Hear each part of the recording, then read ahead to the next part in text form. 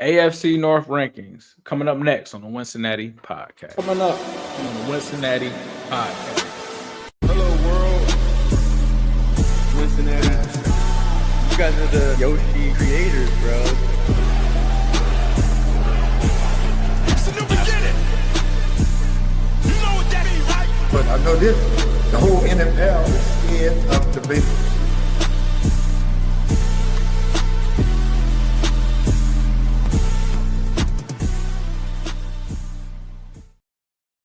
Welcome to the Wincinnati podcast. I'm Ace, he's Zim. Co-host, how you doing tonight? I'm doing really good. That beat is so fire. Shout out to Astro. I think in the last show I forgot to shout out Astro. He hasn't done all of our intros, but he's done like some of our best for sure. And shout out to Astro. I know he's probably watching this. He's a diehard Bengals fan, so he generally watches this. I think that beat after a win is going to hit like crack in the 80s, like that. Like, and then you get a chance to see this ugly face like pop up on the screen. You know, like when the ops come in and be like they be mad as hell. Like that music, like, oh, it's gonna piss people off. I could see it. I'm feeling really good about this. We got a lot going on right now. Nah, we do. Speaking of a lot going on, we're going to switch it up. Obviously, people want to talk about Shamar Stewart, Trey Henderson. It's been talked about ad nauseum. I think it's too early. Me and Zim, before we hit the record button, we were like, it's too early, guys, to kind of go through depth charts and stuff and everything like that. So we had the idea, or Zim had the idea, that we go through the AFC North and kind of give our rankings. We both are on different AFC North shows, but these are our definitive rankings, the Wincinnati rankings, as it relates to the AFC North. We're going to go by position. Zim, how did you want to kick this one off? You on mute.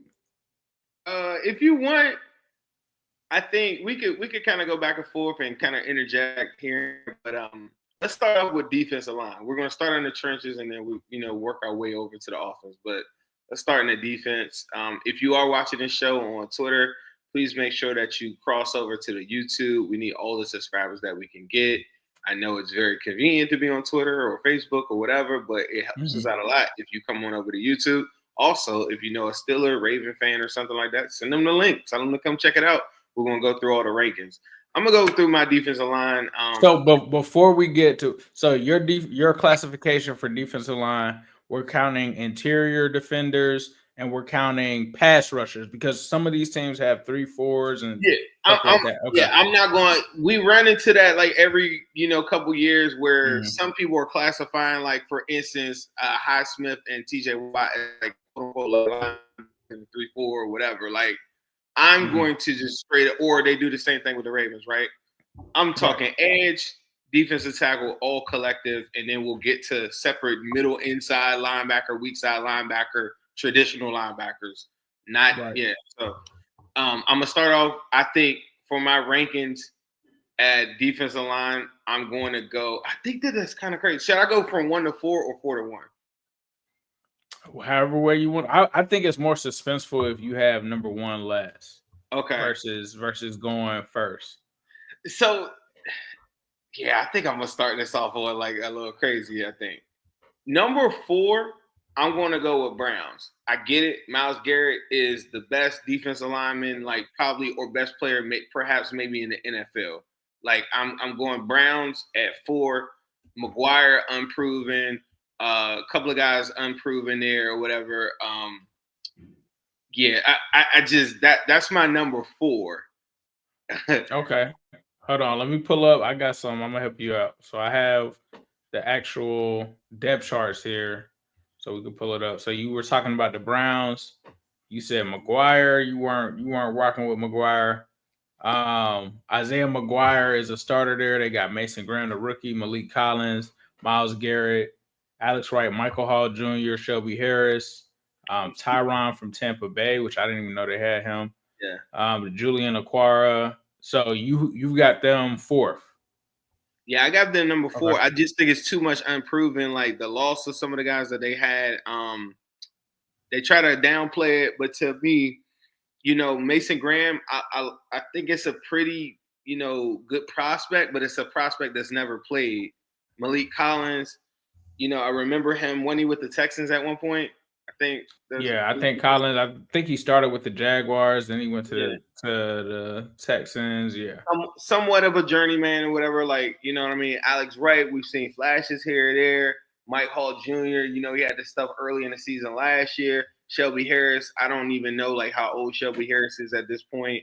To me, that's my number 4. Mm-hmm. I got the Browns. Okay, where are we going next? Who you got at number 3? Damn, this is going. I think people are going to see later on. This is not, like as homerish as you think, but my number 3 is the Baltimore Ravens. Okay. And the reason why is because when I go head to head and I'm saying Matabuke versus, I'm gonna take the very best in the Ravens. I'm gonna say Matabuke because it's very close. Bengals easily could be number 3 in this spot. But when I say Matabuke versus Trey Hendrickson, I lean Trey Hendrickson. I say Travis Jones versus BJ Hill. I like Travis Jones. Cal Van Noy, I like him. I feel like he was a bit of a throwaway. I feel like he's more of a system guy. He's done a lot with them. I respect it. The sacks, the numbers, everything is there. It's not to downplay that. But for my money, I guess I'm going to intertwine 3 and 2. For my money, I'm going to go with the young juice in guys like Murphy, Osai, Stewart, versus the older aging Cal Van Noy that I know has the numbers. But if I'm starting a team, I'm not picking Cal Van Noy over first-round edges. Like, I'm not. And then when you talk about, like, Chris Jenkins and guys that are early-round picks, these are not, like, 6, 7-round picks. I think if they allow them to play, I take those guys versus a Broderick Washington. Like, how do you feel about Dafe Owe, Mike Green? I like. So this is the good one. That was. I'm glad you brought that up. Owe, I like a lot in this sense. Owe's coming off a 10-sack season, but prior to that, the highest sacks that he ever had was like, I believe 3, maybe 4 at the most, right? Mm-hmm. So in my mind, what's the real difference? Owe to me has the build, the everything that you probably would want from an edge, but he's never really been consistent until his 4th year. And I get it, but I feel like that's more of a product of how good the Ravens was. Most Ravens fans up until last year were not Owe fans. I think his build and everything that you buy into is what you would look for, a prototypical edge in that mode. I give you that skill-wise, everything like that. But the production up until last year just wasn't there. Okay. So that means that you had the Bengals next? I got the Bengals next. And then Mike Green, same thing that I just did with Mason Graham. I don't know what Mike Green is, right? So the Bengals as far as 2 in this spot, only because Trey Hendrickson is the NFL sack leader. I feel like we do such a crazy job of undermining or down or just taking away from what Trey Hendrickson is. Trey Hendrickson is like this generation's like the Dwight Freeney level edge rusher, spin, like, you know what I'm saying? It's just that guy that just gets sacks. Von Miller was the same way, like, doesn't have to all whatever, but in the terms of getting sacks, getting to the quarterback, which mostly Matabuke is like judged by, Trey Hendrickson clears that. Like, he has more sacks than any of these guys in the last 3-4 years of football that we've been talking about so far, I guess. You add in the fact that TJ Slayton is the number 1 run defense run weight in the NFL this past season. Smaller sample size, but mind you, I'm comparing that to Broderick Washington. I'm comparing that to Travis Jones. If I had a pick, I'm picking Travis Jones over Slayton. But I feel like, you know what I mean? Like, these guys, like the consistency of a BJ Hill with Slayton together, to me, I like those 2 over Travis Jones and a Broderick Washington for me. And then when you get into Osai, if I'm starting a team, that's a crazy take, but I'll take Osai over. That's a little nasty over Owe. Owe up until last year. Do you remember we did this last year? And I was making the big case for Matabuke, and you were like, "Yeah, he just hadn't really." Do you remember that show? you were making the big case for Matabuke being. I think that's when we actually ranked everybody and at the position. I think that's where we went with individuals at the position. Right. I just you were. I do remember you being high on I Matabuke. was really high on Matabuke, and you really weren't at the time, right? And I feel like because I didn't, and he kind of showed that last year. He didn't live up to the same guy that he was. Right. 2 years in a row, as we'll see, Ravens there's an argument that Ravens might have the number one defense in all of football, but as it pertains to their defensive front, I feel like it's a big product of the other positions that we're going to get into. And I'll say, we talked about Mason Graham. We talked about the other guys, whatever. I like Shamar Stewart's mold and him being the number one rated, you know what I'm saying, combine guy of all time, like as a prospect versus the prospect of some of the other guys that versus the prospect of a Mike Green. I think Mike Green will give you sacks, but I think Shamar Stewart is going to be an overall better defensive tackle. Those two to me are like a wash. I think McKinley Jackson can now play his regular position. And when you start going through this, I didn't even talk about Miles Murphy, a first-round edge. So it's like all of these bodies, it's like I feel like those guys, if they're allowed to play and not have Sam Hubbard out on the field, I think their talent will show. Where it's like, I don't know, like the Browns didn't even have names, Ravens, you know, like they have names you know of, but those aren't like stalwarts up front. Mm-hmm. Okay. And then, so your number one team has got to be Pittsburgh then. By a wide margin. Okay. I feel like the Steelers with it might be the best front in all of these in all of football, in my opinion. Like to me, to have Alex Highsmith, TJ Watt, Hayward, Keanu Benton, you just drafted Derek Harmon. We didn't even get into Nick Herbig as well, too. So to me, that's the strength of their team. We'll get into their secondary or whatever. It might not be as high or whatever, but their secondary is going to feast on the fact that their front is so good. Okay. I think for me, number 4, I think I may also have Cleveland. And the reason why is you kind of made a good point. Outside of Myles Garrett, outside of, I believe they got Mike at the D tackle, which he's still somewhat unproven. And obviously they just made the draft pick this season. I think depth-wise, they don't have the depth to kind of stack up against the other teams. And I think a big thing that people are kind of overlooking are kind of the Robin role to Myles Garrett, right? Like that was an issue for them in the past. They kind of tried to solve it with bringing guys in. And now they're kind of back to the situation where they were about 2 seasons ago, where it's just Myles Garrett and a bunch of guys around him, right? Like Malik Collins, he's much older. Mike Hall, I think that he's somebody that is going to do well for them. But they kind of showed how much they feel about Mike Hall with them taking Mason Graham. That's not to say that, they don't like Mike Hall, but they are trying to rebuild that interior. Shelby Harris, that's a veteran. Jawan Briggs hasn't really worked out for them for the most part, former UC player. But I think when you look at the depth of this team at edge, like you said, Isaiah McGuire, Alex Wright, it's hard for me to look at certain teams within this division that have better depth, that have more higher draft picks when it comes to the edge rush room in particular, and with the D tackle room in particular, to put them over them. Now, Myles Garrett by itself is going to weigh a lot in a lot of different circles, right? Like he is a future Hall of Famer. We're not trying to disrespect him, but you got to also remember that Trey Hendrickson, TJ Watt also play in this division. You got to also remember you talked about Kyle Van Noy having the numbers. And when you look at some of those other rooms, they have all pros and stuff like that in those rooms. So I do believe that Cleveland is 4 because, I see what they're building, and I do take rookies into account. So I do like what they did with Graham or whatever. But at the end of the day, like you're saying, we can't project exactly what he's going to be as it stands right now. It's not like he came in being this Ndamukong Suh type prospect that was just a can't-miss guy that everybody just had to have. I think that he's going to be solid. I think that his floor is very high. I think that's one of the reasons why when they moved out of that pick, that's the reason that they took him. But Cleveland, for me, they don't have the depth. They don't have, what's I think there. What's a comp for what's a comp for Mason Graham?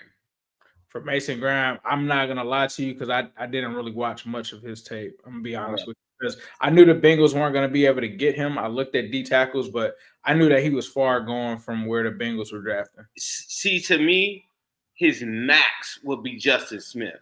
That's a really good player. But he's a D tackle. Justin Smith is an edge rusher, so he has the ability to kind of move around a little bit, right? So that's the beauty of what makes him, a little bit, you know what I mean, like more intriguing. But to me, but if I remember, he didn't have Mason Graham didn't have crazy sack numbers, right? I mean, it's better than Shamar Stewart. Nah, but I mean, I got Cleveland fourth. I've got Cincinnati third, man. I really, this whole offseason, I wanted them to go and attack 3-tech. I still didn't think that that's a big issue outside of BJ Hill, right? And BJ Hill's getting older. I do like Chris Jenkins. I don't know how much I didn't like Chris Jenkins to the point where I felt like the Bengals didn't need a 3-tech. But looking at what Dan Horde is kind of putting out there, and I'm glad that we're doing the entire D line. Dan Horde was kind of pointing out, and I think Max Murphy kind of pointed out, hey, maybe Miles Murphy could play some 3-tech. That was something that I always kind of thought of. When they didn't take one in the draft, I was like, all right, well, maybe they'll line Miles up there. A lot of people felt like Miles could have been, like you kind of talked about, playing on the edge, playing inside. That's something that O'Shea showed as well. And I think when you look at the Bengals, if you want to go by individually and you want to talk about edge room or you want to talk about D tackle, yes, there's probably some other teams that edge them out. But I think when you say collectively, like you're saying, when you have a second-round draft pick like Chris Jenkins, when you have a first-round draft pick and Miles Murphy, when you have another one and Shamar Stewart, and then you couple that with Trey Hendrickson, they have some pieces there where they spent significant capital there. Now, some people are going to say, oh, you don't know what rookies are. I know damn well, and most people know damn well, rookies that get drafted in the early rounds have significantly more potential than the ones that were drafted in the 4th, 5th, 6th, 7th round. You cannot take Miles Murphy and compare him to somebody that someone drafted in the 7th round or undrafted free agent and try to say that that's the same. Now, with that being said, this is a big season for them. This was a defensive line room that leaned heavily on Trey Hendrickson, right? So there's a lot of question marks, and I think Cleveland had question marks. I just feel a little bit better about what Cincinnati has from an investment standpoint overall in the edge room and in the D tackle room. Seems like that the Browns have invested at D tackle. Does not seem like they've invested within the edge room, whereas I feel Cincinnati's done both. We talk about McKinley Jackson. You talk about them bringing on Slayton. That's going to be a nose tackle. So I just feel like Cincinnati's room has a lot more depth. And they still kind of have those guys that could peak and be guys that could end up being good. And then they have Trey Hendrickson. So when you take Trey Hendrickson versus Myles Garrett, I know that I've said on this show several times, I think that they're the same level. Just me personally. That's just my thoughts from a pass rushing standpoint. Now, if you want to say Myles is a better run defender and all of that, you got me on that. But if we're just talking about pass rusher, I feel like Trey has proven 2 seasons in a row. This is not a one-season thing. This is 2 seasons in a row. And since 2020, he's put up the most sack numbers within this division. That's comparing TJ Watt and Myles Garrett in that equation. He has still finished ahead of them. I don't think that there's – even if you give the edge to Myles, which is totally fine, I don't think it's a gap of, looking at that versus Myles Murphy and Shamar Stewart are your edges. And who are yours? Like Isaiah McGuire? Nah, there's a gap there. I don't think the Browns one is the one. I think because me and you have Ravens and Bengals switch, right? Mm-hmm. And I'm not here. And I don't think it's like a real argument. I know we got to go to the next position group, but this is the question that I would ask: if the Bengals were to sign Broderick Washington right now in free agency, would anybody really be like, you know what I'm saying? All right, cool. If they were to get Arenas Peebles, CJ Ravenel, Terrius Robinson, this is their D line. They're not like the Bengals haven't done anything on their defensive line, and I think that's a different conversation, right? Like Myles Murphy hasn't done anything, but if you're picking and you had a fantasy draft right now for defense or whatever, you're not picking those guys that I just named over Myles Murphy. If you're the Ravens, you would say, yeah, bring him to my system. Myles Murphy would cook. It's just he hasn't done anything in the NFL. And I think that's very important to differentiate that too. And then also, you were talking about the gap. That's what I was saying. The Trey Hendrickson gap over Madubuike to me is large, right? Like Madubuike is their best defensive lineman.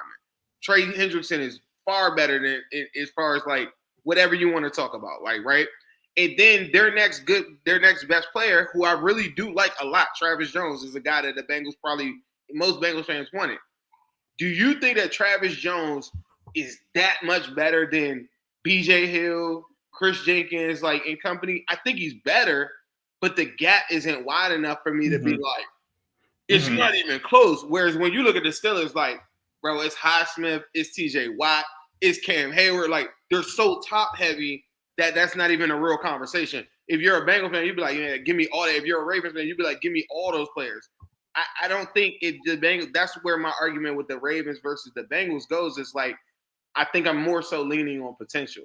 I'm not like if you had a draft, I'm not picking Kyle Van Noy over top of Shamar Stewart. I'm not picking Kyle Van Noy over Myles Murphy or any like none of them. For me, I got the Ravens second. You know, Justin Madubuike, he was an All-Pro. This is basically contingent on him returning to that. But Adafo Oweh was really good last year for his standards, having 10 sacks. If he can continue to do that, you talk about that, pairing it with Kyle Van Noy, who had 10 sacks in that system. And then you pair that with a Mike Green. See, like I said, I take rookies into account. Mike Green is the one. The Mike Green one is the one that gives them the – and I really like Peoples too. Like, Peoples was a guy that I thought that the Bengals should have been in on. So I think they have a – But let's look at Peoples, though. Are you taking Peoples over McKinley Jackson? No. Are you taking as a 3-tech? Yes.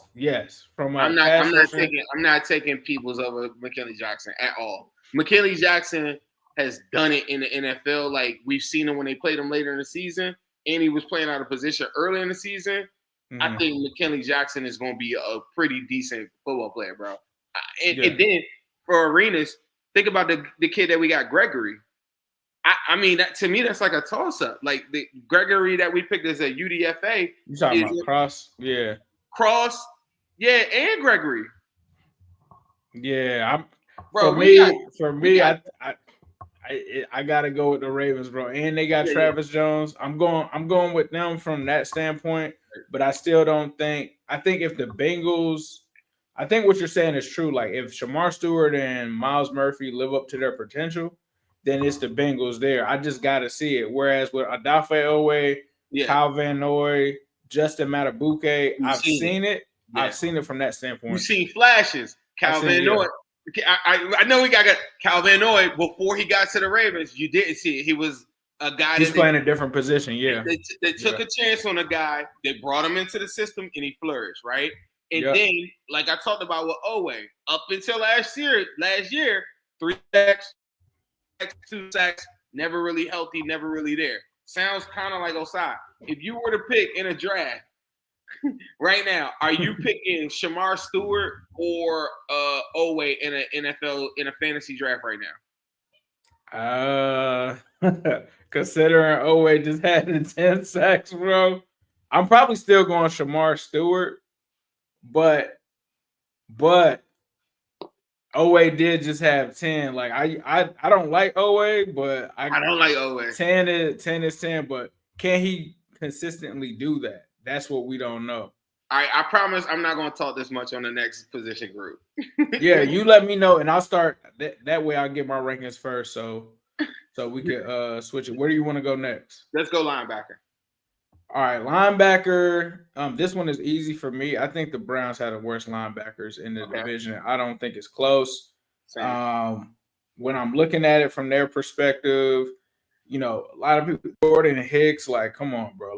Like that's cool. That's a solid linebacker. That's a solid veteran. The dude is old though, and like for me, like if you're in your mid-30s, getting ready to, you know, keep aging, linebacker is not some position where I want somebody that's old, right? We all remember Carlos Dansby. Like that did not end well. That is not a position. Running back, linebacker, those are not positions where you want guys that are long in the tooth at from that perspective. I do like Carson Schwessinger. He's a rookie. I think he's easily the best linebacker in that room right now, but he's going to have his growing pains. You're playing in this division. You're playing against NFL quarterbacks that try to get all kinds of mismatches up against linebackers with wide receivers. Can he do that? I'm not so sure. Then you talk about Devin Bush. He had a good season for them last year, but this linebacker room is lacking. You can tell that JOK not being there is extremely affecting this room, and I don't think that it's close. I don't think that they have a linebacker that you can literally look at and say, this is that guy. Whereas when I look at the other teams in the division, I think it's pretty clear that there's guys there. So after that, I think the next room, actually I have to think about this a little bit. I think the next tough. room. It's tough. That's what makes this so tough because the Bengals ranking-wise is so bad. But when you start to look at it, like Homer Glass is off, bro. Like I'm here to say that the Bengals are the worst defense. Well, I think the Browns going to like their losses in the offseason, like they're not good defenses. But when you start to look at the individuals and the draft capital that was spent on them, that's the part that makes me be like, it's tough, bro. like, yeah, all right, it's tough for sure. Man, that the Ravens, not... so Ravens have their Roquan. Does that automatically make them the number one linebacking core? No, they're not number one. They're not number one for me because they have Roquan, who counts a lot, but it's a very similar situation to what the Bengals are in with Logan Wilson. But I feel like the Bengals, this is kind of very similar to what the Browns had in their room in terms of the depth, right? Because we're looking at fourth round linebackers. We're looking at a Trenton Simpson that was a third round pick that didn't really have a good season last year. Then we're looking at college free agents and guys like that backing them up, which obviously they feel like because they have Roquan, they feel like they've invested that money there.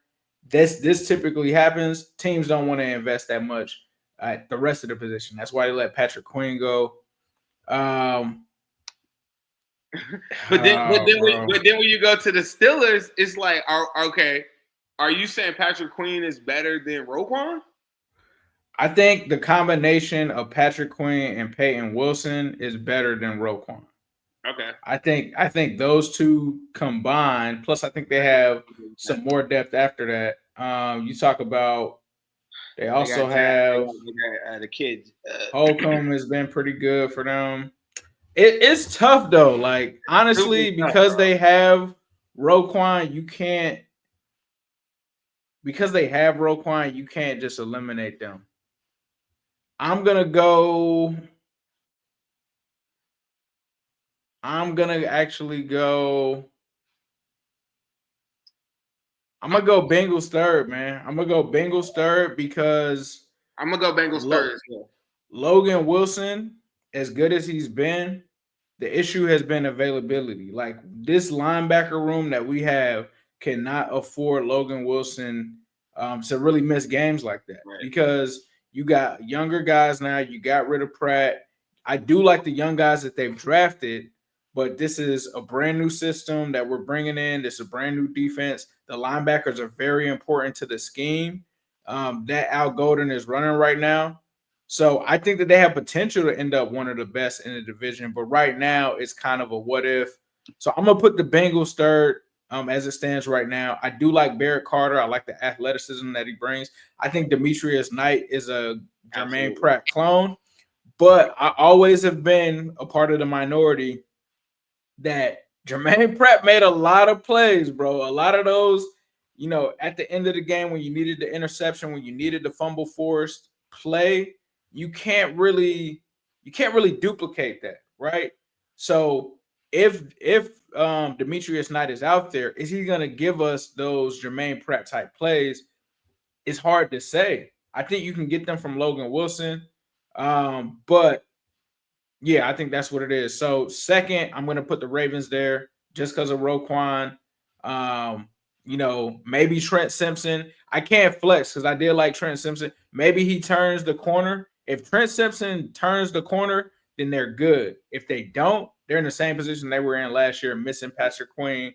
Clearly was affecting the defense from that perspective, at least the linebackers from that perspective, because he complimented Roquan well. That means that number one is going to be Pittsburgh for me, and I think it is based solely off of the depth they have on that team. And Peyton Wilson, if people don't know, he had a pretty good season last year. He's come in with Patrick Queen. So, those two guys together, I'm not a huge Patrick Queen guy, but he's solid, right?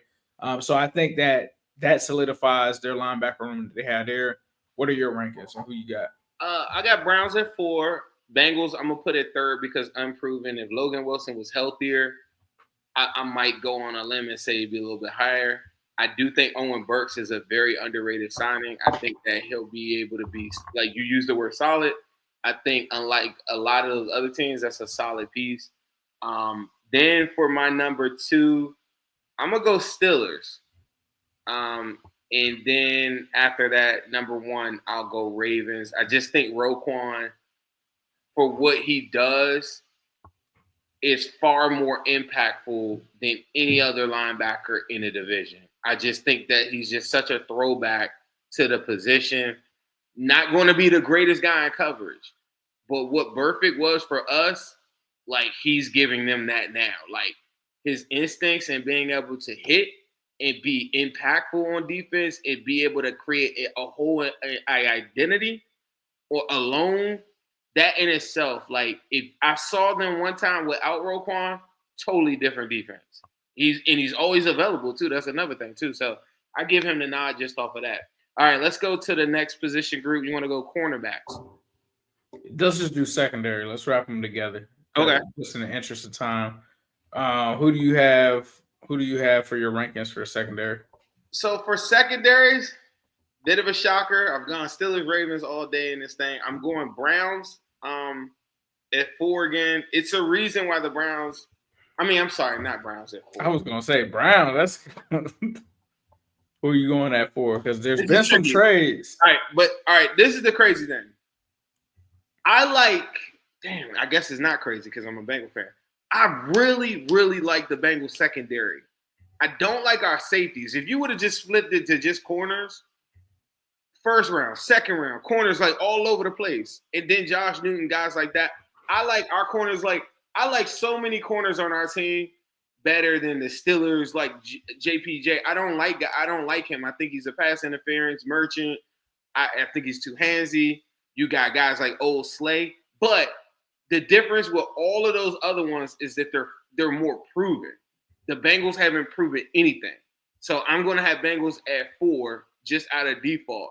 But the players, a lot like how I was talking in the defensive line, first round, first round Dax Hill, second round DJ Turner, second round CTB. Like these are high draft picks. When I look at our depth chart, sometimes I look at it and I just be like, how in the hell are these guys that have first and second round? How do we have so many on defense? And I think the front office has done it the right way. Once they locked in T. Higgins, Jamar Chase offense, whatever, then they've made a very, very deliberate effort to use a lot of draft capital on defense. And I think from the outside looking in, people don't pay attention to that. And I think I'm not blaming everything on Lou, but that's the reason why it's so frustrating to see all of these first round, second round picks, and you don't really know what they are. So that's why the Bengals are 4 for me, even though I think that they have the potential to shock a lot of people. When you get to CB5, CB6, DJ Ivy Newton, I'm not scared of that. If that were to come out on the field, I'm not afraid of that. I think that those guys are capable of checking some wide receiver 3s all across the NFL and some wide receiver 2s as well too. I really do. My number 3, I'm going to go with the Steelers. I think that aging Darius Slay, the Ramsey move and losing Fitzpatrick doesn't really do much for me. I think that they did a lot of this because if you really follow Joey Porter Jr., a lot of Steelers fans will tell you this. They're not that high on him. Like a lot of people would indicate with his draft pedigree. and I think that's why they've done a lot of these things in their depth chart in the secondary.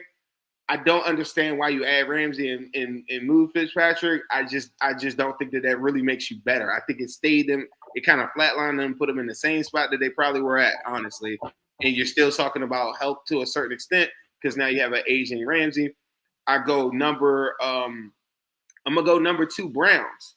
I think for all this time, the one thing that the Browns could hang their hat on is we got the best corners. We got the best corners. Well, in the last couple of years, we found out a lot about Greg Newsome. We found out a lot about Martin Emerson. And then when you look at what the Ravens have done, if those guys are healthy, Malachi Starks, Marlon Humphrey, all pro in the slot, Jair Alexander, that is a secondary that I don't think anybody really wants to mess around with. That's why when I was doing the defensive rankings, I might not have had them as high as you guys do or people that are probably watching this. Is because I value the secondary so much that I think it gives the defensive line a little bit more time.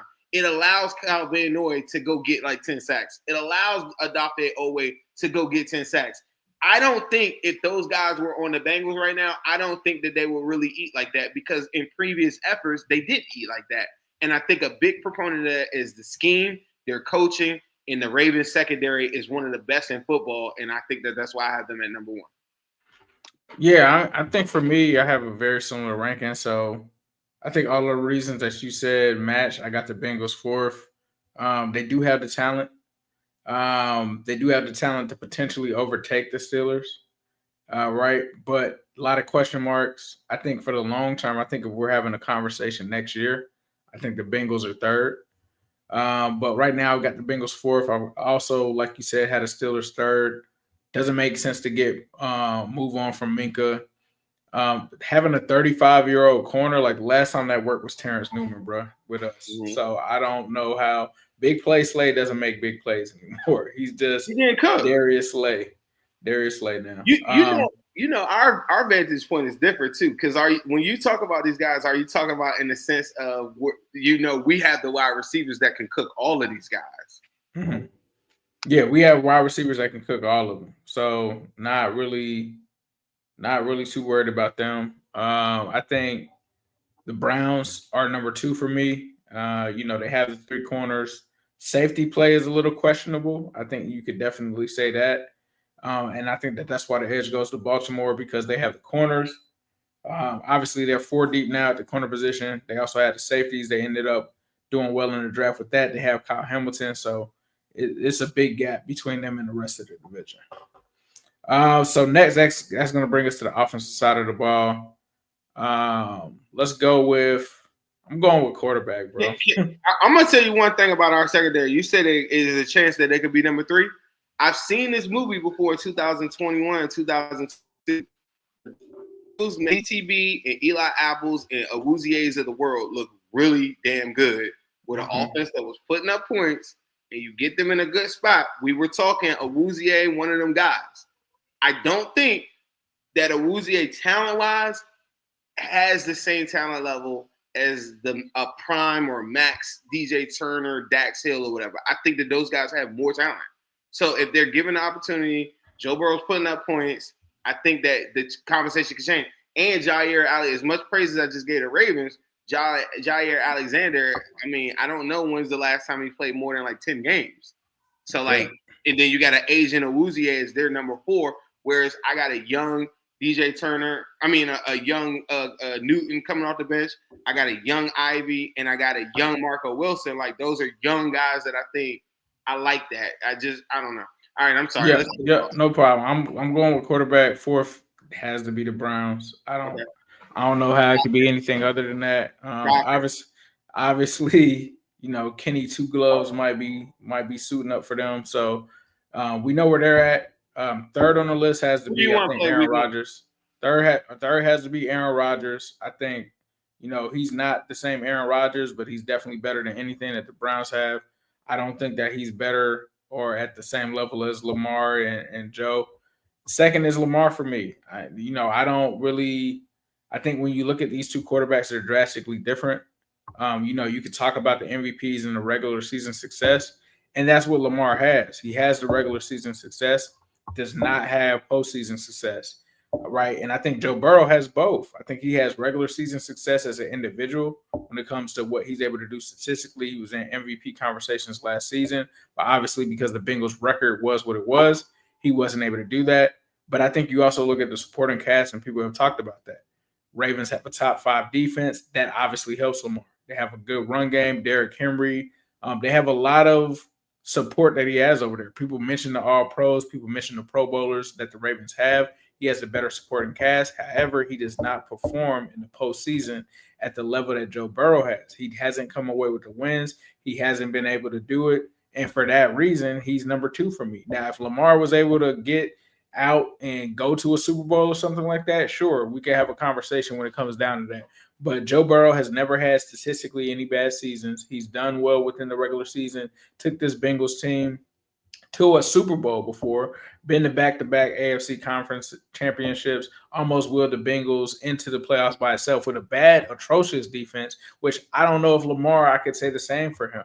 The style of football that they play over there with leaning on the run and doing all of that, you have to have a good defense in order to make that happen. I have yet to see the Ravens make the playoffs with a bad defense with Lamar at the helm, just doing it himself. Now, I know people are going to say, oh, Joe has weapons. Every quarterback has weapons. Every quarterback has receivers that catch the ball and do what they need to do. And I think you've seen Joe when he does have the weapons. You've seen Jamar Chase be a Triple Crown winner.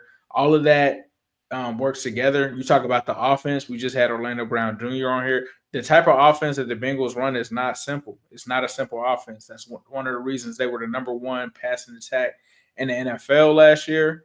And for me, I'm going with 9, bro. Like, 9's got the better postseason record. Like, he doesn't have a losing record in the playoffs. Like, when we have conversations and we talk about the NBA, a lot of people are going to pick Jordan. Why? Because he's got 6 rings. And he never lost, in the finals. Or some people are going to say Kobe because his finals record is better than LeBron's. Some people are going to say LeBron because he's got all the MVPs and accolades and he's been able to get, to the finals X amount of times. But when it comes down to it, that postseason record, to me, is what rules over them all. That's one of the reasons why guys like Eli Manning might be a Hall of Famer, just because they won at the right times. And for me, Joe is not Eli Manning. Joe is a Peyton Manning. And Joe, to me, is top 2. And if you ask me, he's not 2. So that's where I'm at with it. I got Joe EB. I think that's what makes our division so intriguing. Because as much as I just gave praise to the Ravens defense, and you remember when we were Spaces like 2 years ago, I remember you saying something like, dog, like, y'all talking all this offense, the Ravens are known for defense. Like, have you ever seen the Ravens when their defense has a bad game, they have a full-out meltdown. Mm-hmm. Like, full-out meltdown. Like, they're not used to that. Yeah. Like, when the Bengals do what they're doing, I've been at those games. Full-out meltdown. When Joe Burrow does it, that's why they hate us so much. Like, when he does it, when he put 525 on them, oh, those are DoorDash workers. Brandon Stevenson, all them was out there, you know what I'm saying? Like, they create because they have full-out meltdowns. What Joe Burrow has done to the NFL is the craziest story that everybody that I've ever seen in the history of, like, football. And it's so intriguing to watch the narrative spin and all these different things. On one end, they'll tell you that Jamar Chase isn't better than Jetters. They'll tell you that Jamar Chase shouldn't even get a 99 on Madden, like stupid stuff like that. But then when it comes time to talk about, Joe Burrow, he's got Jamar Chase and T. Higgins. If you go ask somebody right now, is T. Higgins a top 10 wide receiver? 90% of the NFL is going to tell you no, like none of them. But then when a Joe Burrow conversation comes up, he's got T. Higgins and Jamar Chase, right? And then when you talk about Andre Yoshabas and you talk about Burt and all these dudes, they're like, yeah, he's got all these weapons. I mean, the Bengals drafted him. You know what I mean? Like, I'm not here to say that, the Ravens are stupid for having the better team. I think it's very clear that the Ravens are leading the league in all pros and Pro Bowlers every year. Mm-hmm. It doesn't take a rocket scientist to say that's a better team, right? Like, if I'm going to be real with everything. But what Joe Burrow has done with the lesser team, the only time that I could think about it being done is when you were talking about the Peyton Manning thing. You know what I mean? Like, and it's crazy. Next week, Ace is going to be out of town. We're going to have somebody on this show that puts a lot of work into this. And I'm going to give you a little bit. But shout out to this guy right here. I just want to go over this with everybody so everybody hears this loud and clear. With Sharp Football, Warren Sharp, despite the NFL's worst pass protection, right? That's conveniently left off of these conversations. The worst. Lamar has the 4th rated pass rated in pass pro offensive line, right? Despite the NFL's most quick pressure space in the last 4 years of football since Joe Burrow got here, right? With more playoff wins than whoever. Mind you, since 2021, the Bengals are tied for second with playoff wins with 5. So when people be like, that was 4 years by it, they're still at the top of the league as far as playoff wins since Joe Burrow got here in his first full season in 2021. Joe Burrow is number 1 in overall completion rate, number 1 in third down completion rate, number 2 in accuracy, number 2 passer rating, the 3rd best touchdown rate, number 4 in touchdown and interception ratio, number 5 in yards per attempt, number 7 in success rate, and number 10 in overall EPA per play. In adjusted EPA per play in the 2024 season, the season that Joe Burrow should have got an MVP, where he threw for 4,900 yards and almost double the amount of touchdowns as the guys that were behind him and Pat Mahomes and Josh Allen. 49. They threw for 28 and 20-something touchdowns, right? 4,900 yards. He had the worst defense, and conveniently people just say, Joe Burrow isn't that. Joe Burrow is the best quarterback, I feel, in football. It is up to the Bengals in the front office to put pieces around them to do a lot like what the Ravens have done. And if you've seen, like early in this conversation, I was saying the Bengals have invested a lot on defense. Miles Murphy, Dax Hill, these are all high picks. They got to play them and they got to hit, or else none of this ever really, really matters. But that's where the conversation goes with me. And I don't think at any point in me saying that takes anything away from Lamar Jackson.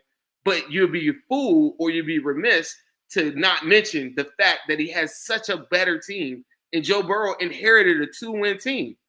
8 years later, Lamar Jackson is 3-5 in the playoffs and still not gotten to the game that they mocked Joe Burrow for getting to. You guys are celebrating second place.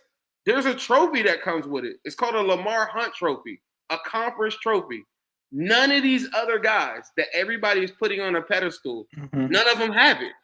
And you know who else they haven't been able to beat? We heard it all last year. None of them can beat Pat Mahomes. There's only one guy that's beat Pat Mahomes. Can they beat Josh? There's only one guy that's beat Josh. Like, you could talk regular season with Lamar. That's fine. We here for the postseason, though. Like, we're here for what you do in the playoffs. Like, when we go in basketball, we care about what Halliburton and these guys are doing in the playoffs. We don't care about what you did in the regular season. Like, that's cool. It's cool. But the things that make people legendary is what they do in the playoffs. I still think about when Joe had the closeout game against the Titans, the pass to set up the field goal. Like, you don't have any of those. You don't have any of those moments where you can say, oh, this is what happened. What you have is moments of excuses. Right. Oh, well, this person dropped it. And it's like, well, what about the fumble? What about the 2 turnovers in the first half? Right. What about the issue? Like, the guys that we're talking about don't have those. And I mean, like Jalen Hurts, I mean, he got a Super Bowl ring now. Like, so we can't I know some people try to say like there are different types of quarterbacks running and all of that. Look at Jalen Hurts. Like, and I'm not here to say I still think Lamar Jackson is a top 5 quarterback. I'm not here to do that, but you got to be able to come up with something that separates those guys. When we talk about top 5s in whatever sport, you're splitting hairs, but you got to pick who's got what on their resume and what is the reason that you're ranking somebody over them. Right. So, like I said, I know Ravens fans are watching this and all of that. I still think Lamar Jackson's a top 5 quarterback. I just think when it comes to him and Joe Burrow's got him on the playoff. It's crazy. It's crazy, and they've seen it. There's no other quarterback that has even remotely put up any numbers close to Joe Burrow on the Ravens, who consistently had a top 3 defense. But somehow in their mind, because of what he did when he first came into the league and gone to it. They hate him. They don't hate Jamar Chase because that's what they wish they had, right? But Joe Burrow is a reminder to them that when Lamar came in, you got to go back and trace this. Remember, Blake Bortles was going to AFC championships. When Lamar hit, it was like Iverson. You know what I'm saying? Me and you was talking about Iverson, talking about basketball there. It was like Iverson. It hurts their feelings that Burrow did that. And because of that, they're not man or woman enough to admit that that's something that he's done that Lamar has yet to do. As good as you can say he has, there is no moment, you hit it right on the nail, there is no moment that you could point to and say, that's where he took me anywhere. I got my guy. Joe Burrow got sacked 9 times in the game against the 1 seed on the road and came out with the W. How many he threw for? And he threw for 350 in that same game that he got sacked 9 times. On this same channel, we interviewed Maurice Jones-Drew. We interviewed somebody else. Bro from the Jets. Remember, we interviewed ESPN analysts. We interviewed NFL analysts. I asked them specifically, I said, have you ever seen anything like that? They told me, not even Tom Brady.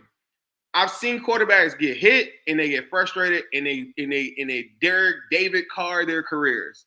Joe Burrow tore his ACL, came back and went straight to a bowl, and y'all telling me that he's less than, and then you're telling me that the Bengals ain't shit too? So the Bengals ain't nothing, but yet this one dude goes all the way there. Mind you, when Lamar got hurt in 2021, did any Bengal or 2022, does any Bengal fan get online? This is how you know it's so disingenuous, and this is how you know the hate is real. This is the realest thing that you're going to hear.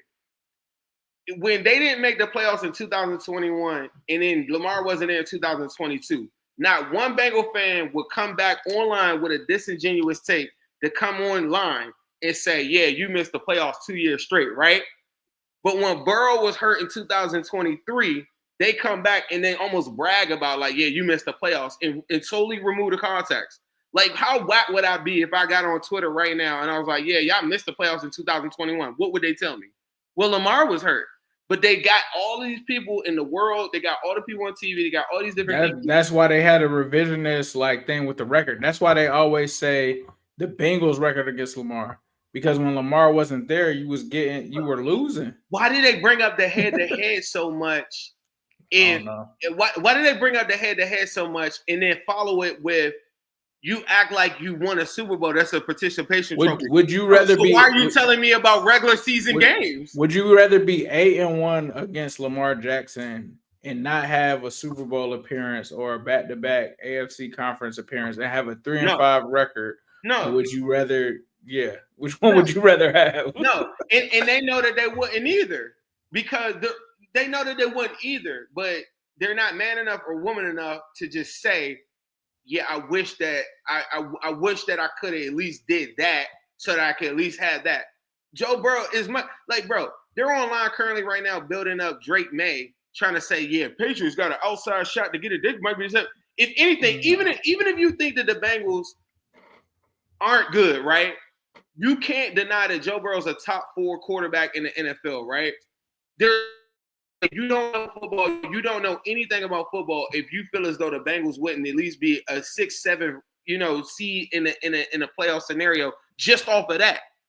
If you don't think that they don't make the playoffs just off hold on. I got bro. Did Joe Burrow not play Lamar Jackson in the year that he got hurt?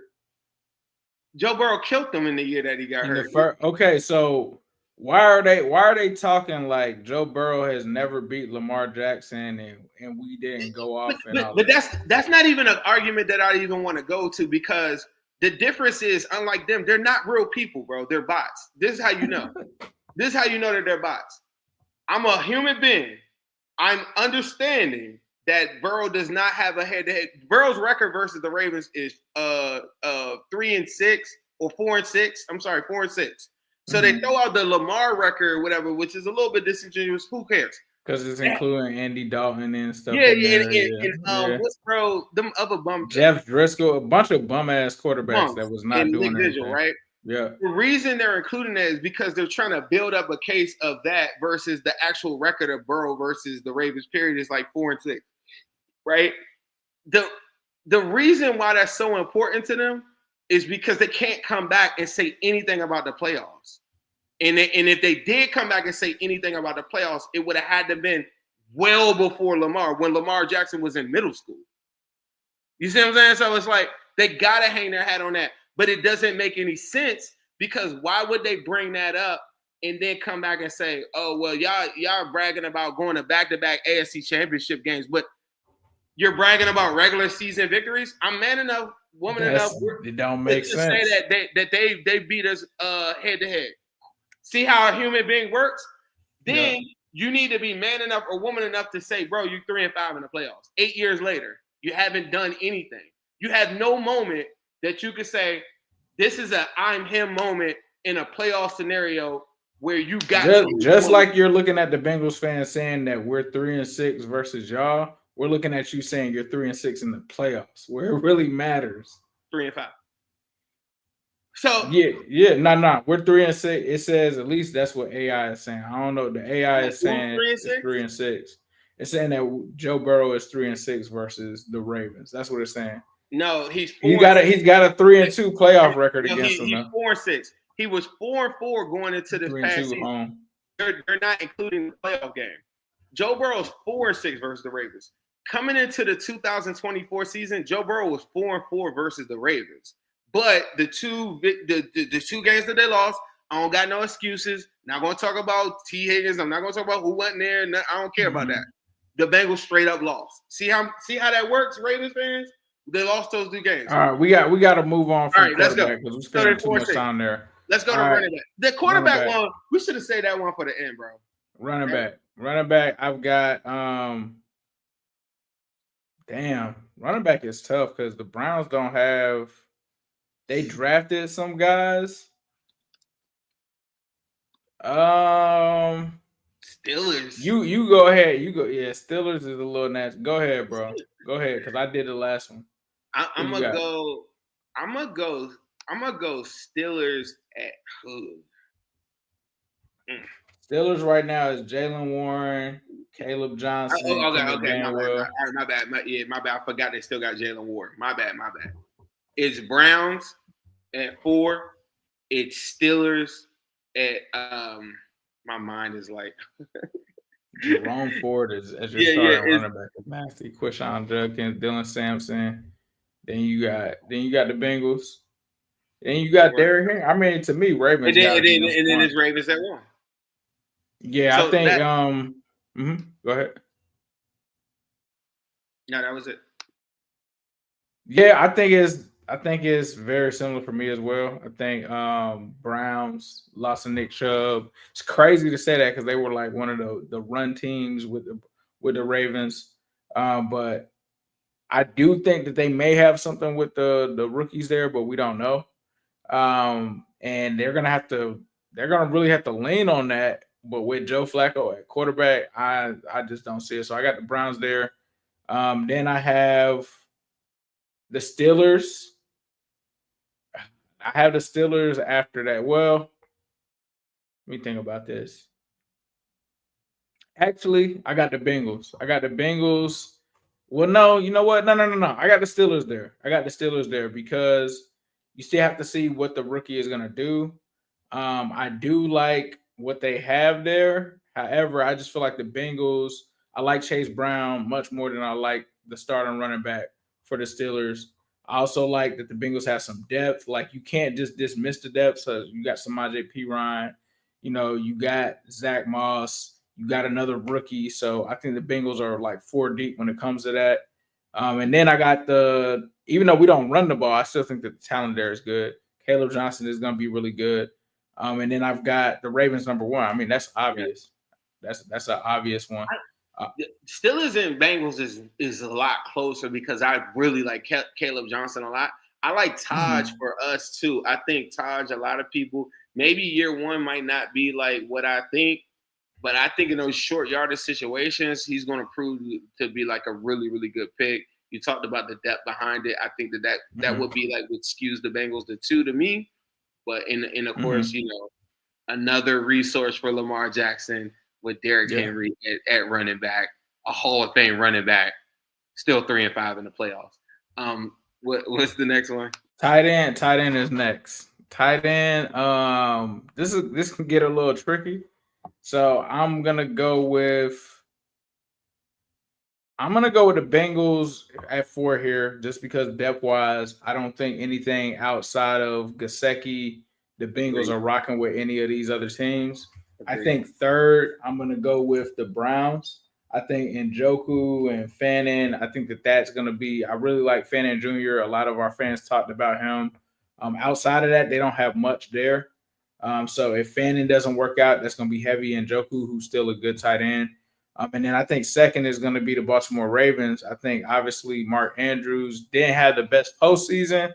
Has slowed down a little bit, but it's still Mark Andrews. We'll see how that works. But I really actually like what they have with Andrews. And I think he's ascending more.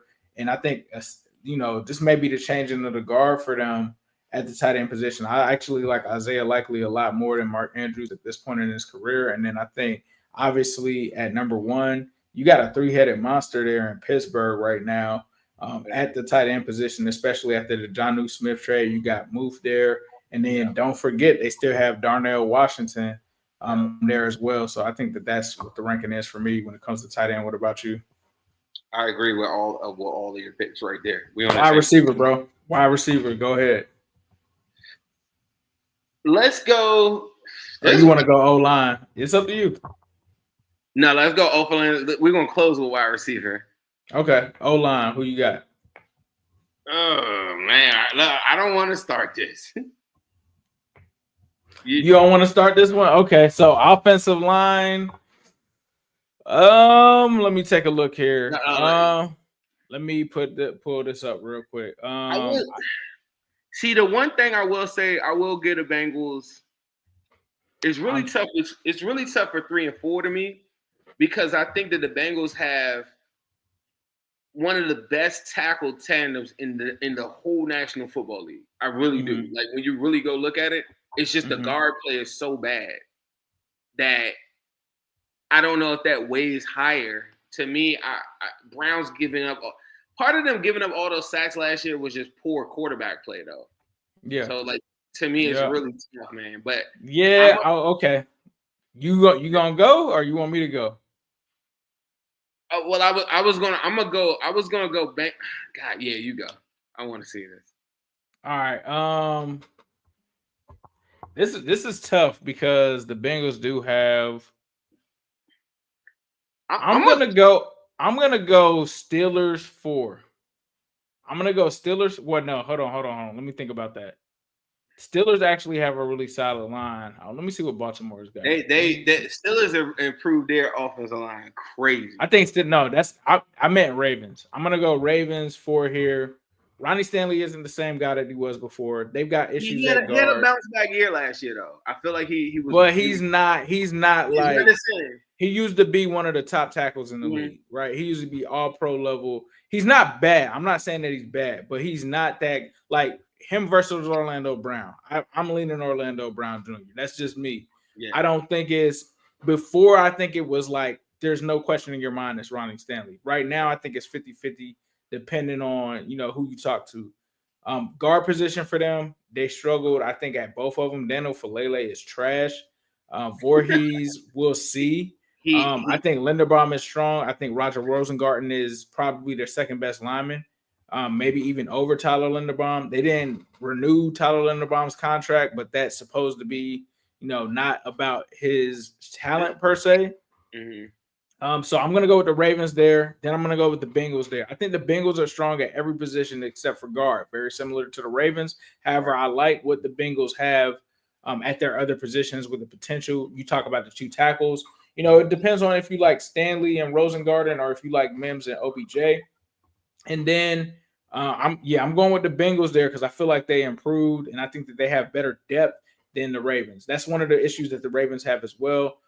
Ben Cleveland, Note Boom, Carson Vincent, Dellinger, Emory Jones. These aren't guys that you want in there if there is any kind of injury. Whereas I feel like this might be a hot take. Cody Ford, you can kind of get by with at a couple of games if you need to. I I think so differently. I think that Falele started off rough, but what he is in that system and what he does in the run blocking game, whatever, I would lean. I would take Falele over. You would say Falele is not good in pass protection, bro. No, he's not. He's not. And his run blocking grade was a 58.5 last year. So he was not. But you know what's going. You know what Fairchild's going to look like this year. I bet you he doesn't have like the best grade, but he's a lot like. He's going to end up a lot like how Volson was, where you believe in him in run blocking situations, maybe more so, and you just don't want him dropping back so many. And then we got Patrick, who's good in pass pro, but he's not going to be really good in run blocking. At least like I don't like the guard position, but if you ask Ravens fans, Ravens fans don't like their guard position either. I don't like neither one. But I will say, as a prospect, I like Voorhees better than what we had. I only feel like they got Voorhees because of the injury or whatever. I think Voorhees as a prospect is better than what we had. You do make a real good point about the Cody Ford one. I just think that any of them dudes any of them dudes in that system is so hard to grade them because the threat of the run is just that little that one. The ball in the gut of Derrick Henry and Lamar possibly running with it, or that little gives all them offensive line. And when we interviewed Orlando Brown last week, y'all should go check out that interview. One of the things that I was saying, I thought that it would make his life so much better is if they had a healthy run game. The Bengals are 31st in the NFL as far as play action passes. The Ravens are at the top of that list, right? And I just think it helps out the offensive line so much. So from a performance standpoint, I think you'll get better grading. It's hard to like who's better, I guess. I don't know. Yeah. I'm gonna go with the Steelers over the Bengals here at 2. I think I like what they did with Troy Fautanu. I think, like you said, they did some work with their offensive line. Broderick Jones is still a question mark, though. Is hard to say, what he's gonna be. I like Amalo. Mason McCormick is also kind of a question mark for me. They do have some decent depth there, but it's questionable. And then I think that leaves the Browns number 1. I think just the insane depth that they have on that offensive line is crazy. I think they ended up signing somebody. I thought we were going to get Tevin Jenkins. They got him coming off the bench, right? Zach Zenner is another guy that I really like. So I like what they've done depth-wise. And then you got DeJuan Jones, you got Wyatt Teller, Jack Conklin, Ethan Poshik, maybe the weak spot on their offensive line, but they still got Luke Whippler as well. They still got Luke Whippler. They got Browns literally have everybody that, as a Bengal fan, we all wanted them to draft. As far as on their depth-wise. But the one thing I can say that makes it tricky about them, they were so bad last year.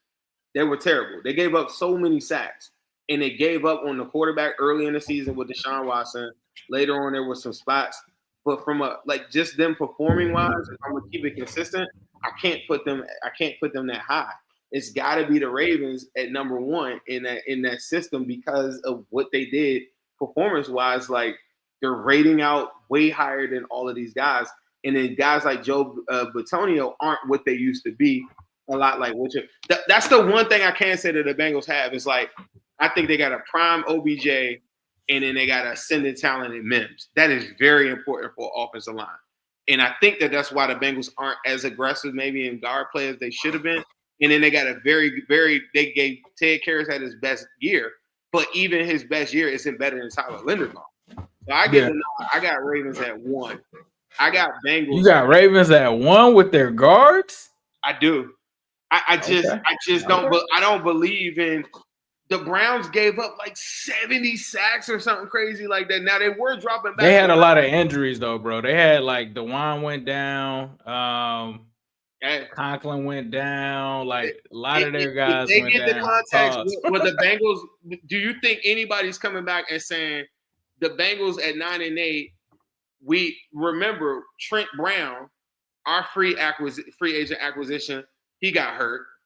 Is anybody saying that Orlando Brown was playing at a Pro Bowl level and broke his leg and then he had to play on that.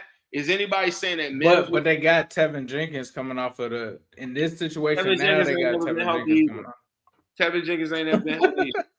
So like to me, I don't believe in it. I feel like that's one of the ones they're doing like some Ravens wide receiver type action. They got a lot of names. Like I don't believe in those names anymore. And the Bengals weren't awarded that same context. So I have to go by what was and what is. The Browns gave up a shitload of sacks. The Bengals gave up a good amount. They were probably about like 8th or 9th. I saw a rating earlier today. I can't put them up higher from a performance standpoint. Pass blocking rate. The Ravens were the number 4 pass blocking unit in all of football last year, which is another reason why he is the most aided quarterback in the history, maybe, of the sport. When you factor in all of his offensive linemen, all of his Pro Bowlers, and all of his All Pros every single season. I got the Ravens at 1. I got the Steelers at 2, and I got the Bengals at 3, Browns at 4. All right. Wide receiver, what you got? Wide receiver.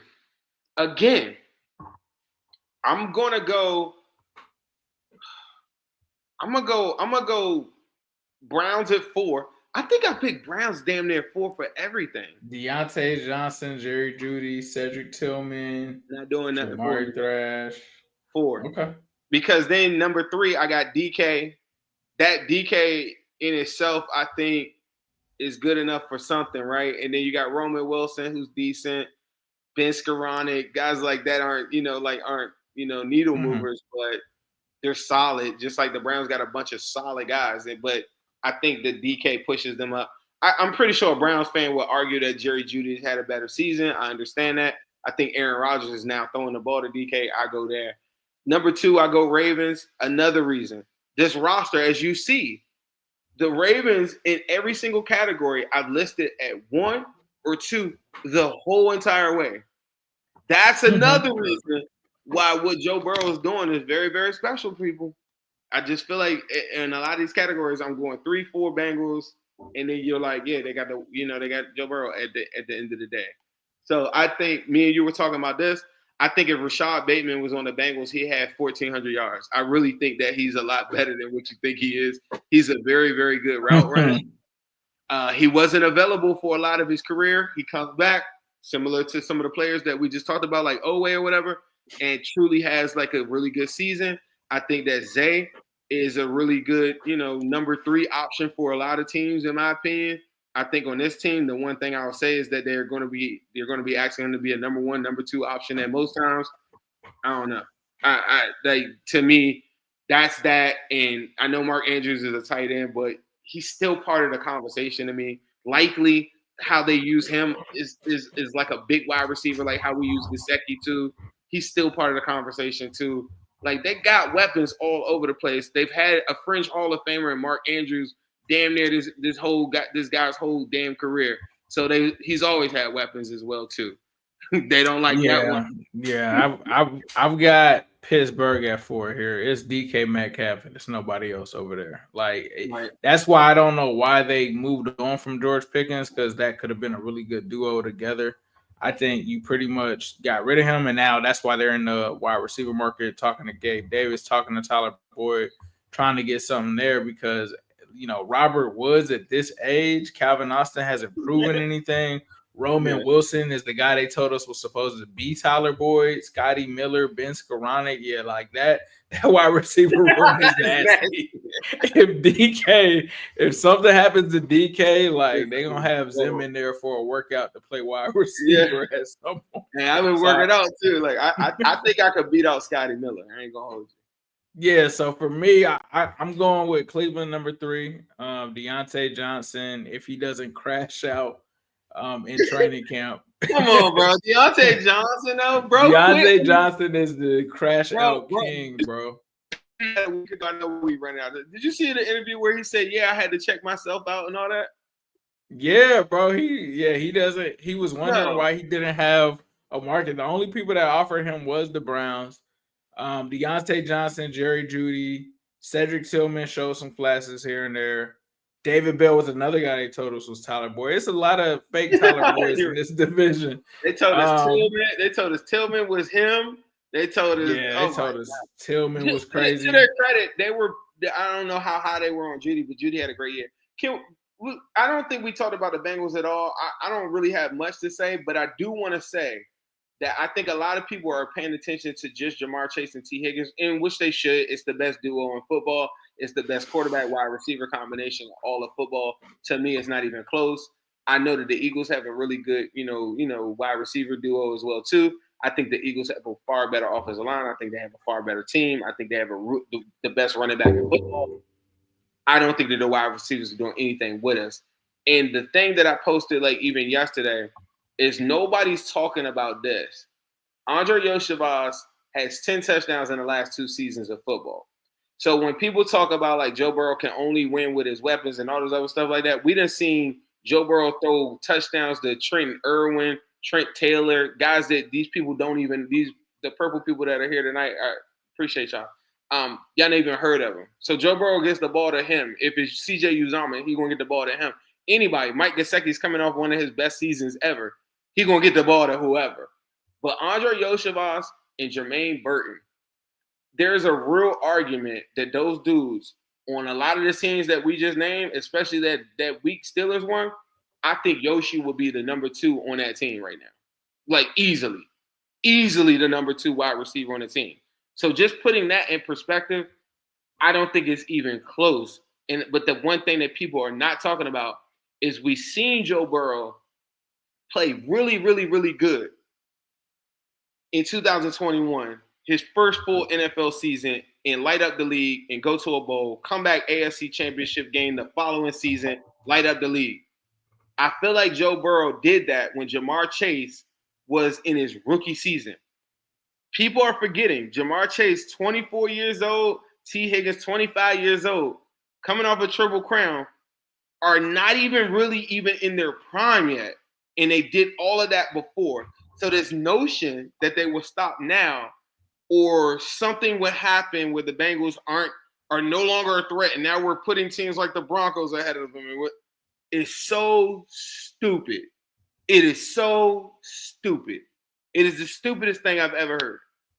And that's the part that really, really like makes me it does, we were talking about this. I said, bro, there's no point in even talking to people. You just got to show them a little bit. But I'm telling y'all right now, if Joe Burrow almost threw for $5K, Jamar Chase contract issues, T. Higgins missed 5 games last year. Even if something like that happened, I just think the maturation of Andre Yoshivas and Burton and all these other guys there too, like Gesicki and everybody, and Chase Brown working out, just receiving. Like if you play fantasy football, Chase Brown is a guy that you should pick up. And I just think that they're going to be throwing the ball like at an insane clip. Again, watch the show that we interviewed Orlando Brown Jr. last week. He talked about it. Like they're throwing the football at an absurd rate this season coming up.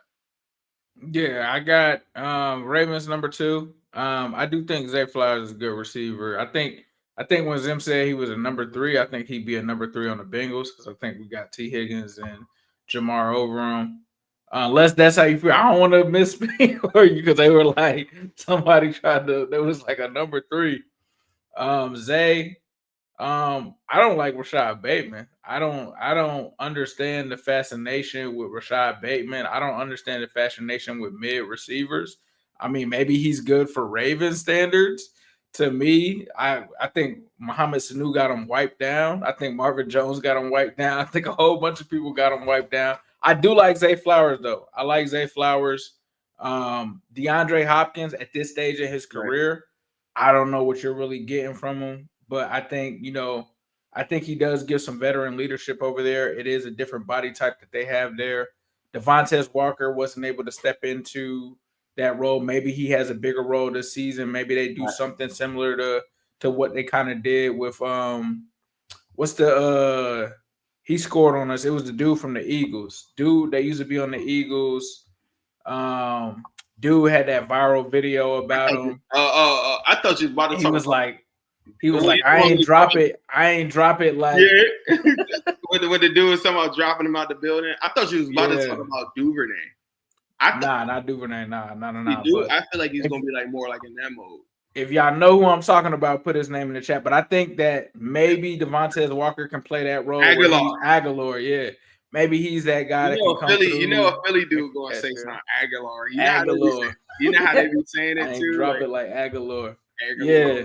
But I got them, and then obviously number one is the Bengals, man. But like you said, like everybody's gonna talk about Jamar and T, but there's a lot more to the room that people don't know about, like Jermaine Burton. I know people talked about him last year, but Burton's got his head on straight.